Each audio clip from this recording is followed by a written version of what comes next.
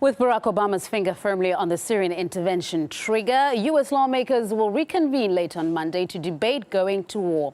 But the White House has made clear it still has a say on whether to bomb Damascus, regardless of what Capitol Hill thinks. Now, Congress is skeptical over Obama's case against Assad, as even administration officials admit they lack undeniable proof to implicate the Syrian government in the deadly use of chemical weapons.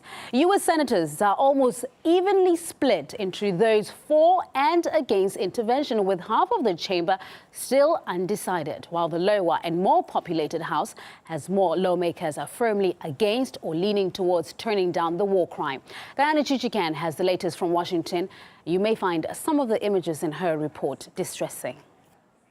The upcoming vote in Congress might not be as slam dunk as many thought it would be, considering the support for military action in Syria that congressional leaders have previously expressed. Members of Congress admit that they're being bombarded by calls from their constituents, 99% of whom demand that they vote no to the administration's plan to bomb Syria. Now, 217 votes are needed to pass or to fail the administration's plan.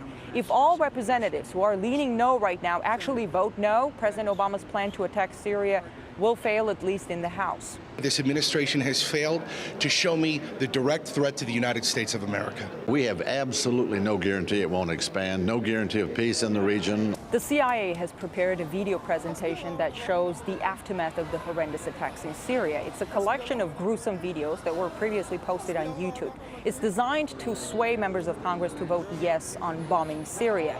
But the videos, as gruesome as they are, do not offer proof that the Assad government has carried out the attacks, nor does the 4-page unclassified report released by the administration earlier. Members of Congress are supposed to get the proof in classified hearings, but as Congressman Alan Grayson said, they're being given intelligence briefings without any hard evidence to support administration's claims that the Syrian leader has ordered the use of chemical weapons. Here's another caveat. Members of Congress are not allowed to discuss the classified hearings, so we have no way of knowing what the administration has actually provided as evidence. Lawmakers are unable to discuss the evidence, the classified evidence, even among themselves, unless they are inside an approved reading room. And as Congressman Grayson says, questioning the official account of events is, quote, actively discouraged. Is that the Obama administration is doing what it calls flooding the field. In other words, trying to monopolize the conversation, dominate the discourse, and provide only information in favor of an attack to members of Congress and to the public.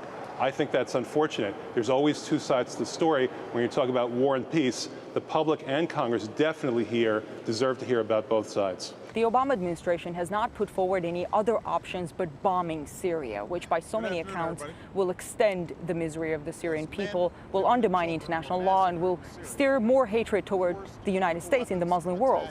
Not only does the Obama administration refuse to take their supposed classified evidence to the UN Security Council, which is required under international law, but it seems it also keeps U.S. lawmakers in the dark about the details of the evidence they have. And as far as the administration's response on whether or not the president will go ahead with a military action in the absence of a congressional approval, well, it's vague. The president's aides are saying that he will listen to Congress. The president himself is hinting that he might not listen to Congress, which of course begs the question, why this charade in Congress then?